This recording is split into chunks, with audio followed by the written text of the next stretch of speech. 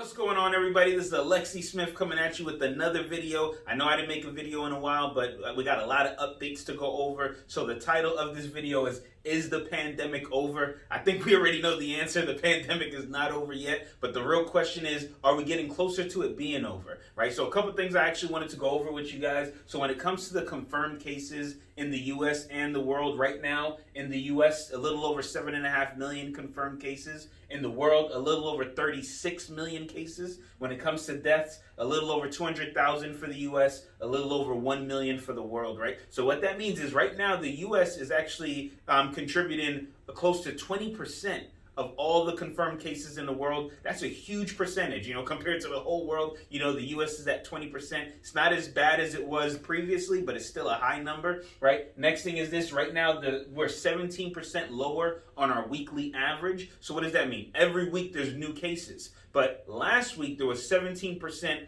less newer cases. So it's still new cases, but less newer cases. Now there's a lot of discrepancies as to why this is happening. So some people actually say it's because there's less cases. Some people are saying it's because there's less testing going on, which means that there could actually be more cases, but just not as many people being tested. So there's a lot of things we got to look at when it comes to those numbers. Next thing is this. According to the CDC, that there's no confirmed cases of people getting it twice. So we're not even sure if once you get the coronavirus, are you cured forever? Is it like chicken pox, where you only get it once and then never again? Or is it something that you can actually get again? And the answer is we don't know, right? But another report, according to the Atlantic reports and a couple other sources, they said this is one thing we know for sure: coronavirus is not going away.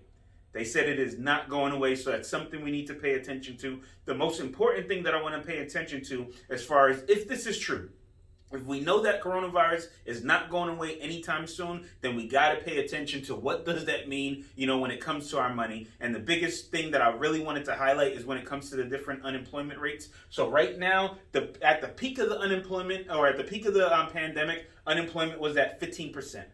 15% doesn't sound like that much, right? But just so you know, 15% was actually worse than the Great Depression. That was over 50 million people that were unemployed, which the last time we see numbers like that was during the Great Depression, which literally is the worst time in recorded history, as far as where we were with our finances. So it's a huge number to be at 15%. Right now, we're not that bad. Right now, we're at 7.9%. What does that equal? That equals 26 million people. A lot of times you hear these percentages and it doesn't sound bad. Then you realize, wait a minute, 26 million people? Yes, that's still a lot of people, right, that are unemployed. And they said that just last month alone, in September, there was 600,000 new jobs, right? 600,000 new jobs, which is good, but it's not good enough. They said if we continue to go the rate that we're going, it's going to take 16 months for us to recover from where we are with the pandemic. And here's what I want you to think about. That's if nothing else happens. That's if there isn't a second resurgence of the virus. So if everything just continues to go how it's going, which is